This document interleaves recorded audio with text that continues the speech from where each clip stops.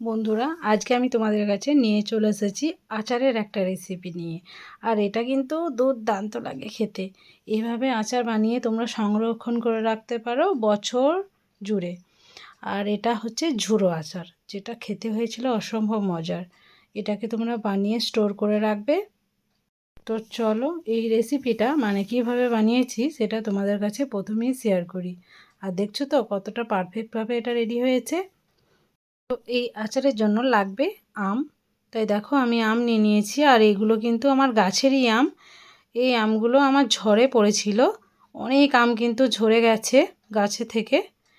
তো যেগুলো ফেটে গেছে সেগুলোকে বাদ দিয়ে আমি ভালো আম নেবো। তো দেখো আমগুলোকে আমি বেশ ভালোভাবে ছিলে নিয়েছি, খুব সুন্দরভাবে ছুলে নিতে হবে যেন সবুজ অংশ না থাকে।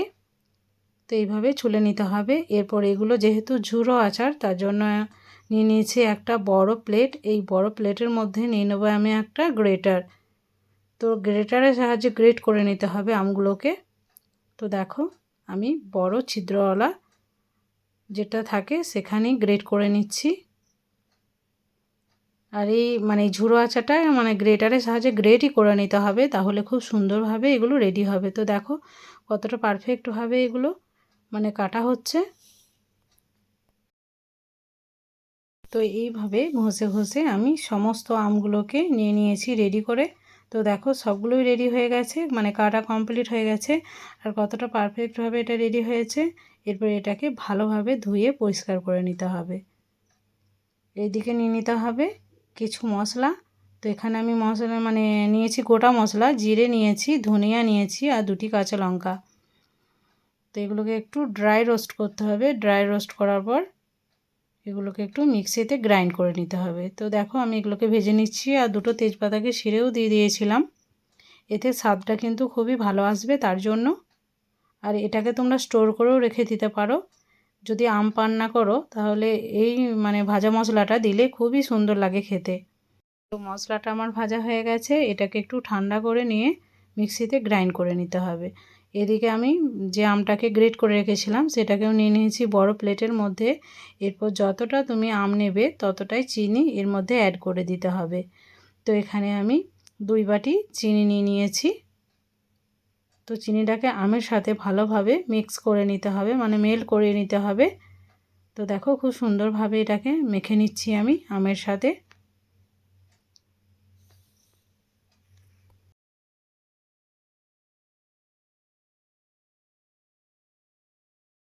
তো মাখা আমার কমপ্লিট হয়ে গেছে, অনেকটাই কিন্তু চিনিটা গলে গেছে। এরপর চলে যেতে হবে গ্যাস ওভেনের কাছে। আর এদিকে মশলাটা আমি রেডি করে নিয়েছি, দেখো মশলাটা রেডি হয়ে গেছে। তো চলো গ্যাস ওভেনের কাছে চলে যাই। গ্যাস ওভেনে একটা কড়াইয়ের মধ্যে আমি 2-3টি মানে শুকনো লঙ্কাকে কেটে দিয়ে দিয়েছি। এরপর দিয়ে দিতে হবে অল্প কিছুটা তেল। এরপর ভালোভাবে তেলটা যখন গরম হয়ে যাবে তখন এর মধ্যে অ্যাড করে দিয়েছিলাম আমি মৌরি। মৌরিটা দিলে এর স্বাদটা খুবই সুন্দর আসে। তো খুব ভালোভাবে এটাকে মিক্স করে নিতে হবে, মানে মৌরিটাকে একটু গরম করে নিতে হবে। তো দেখো মৌরিটা কিন্তু একদম ভালোভাবে মানে লাল হয়ে গেছে। এরপর আমটাকে আমি দিয়ে দিচ্ছি, আর দেখো কতটা জল বেরিয়েছে, মানে চিনিটা গলে যে শিরাটা তৈরি হয়েছে সেটা এখানে রেডি হয়েছে। তো সবটুকু দিয়ে দেওয়ার পর আঁচটা লো টু মিডিয়ামে দিয়ে আমি ভালোভাবে এটাকে ফুটিয়ে নেব, আর মাঝে মাঝে নেড়ে নিতে হবে। তো বন্ধুরা দেখো খুব সুন্দরভাবে এটাকে মানে ফুটিয়ে নিতে হবে, আর মাঝে মাঝে নেড়ে নিতে হবে। আর অনেকটাই কিন্তু ফুটেও এসছে এটা। এরপর দিয়ে দিয়েছি আমি লবণ।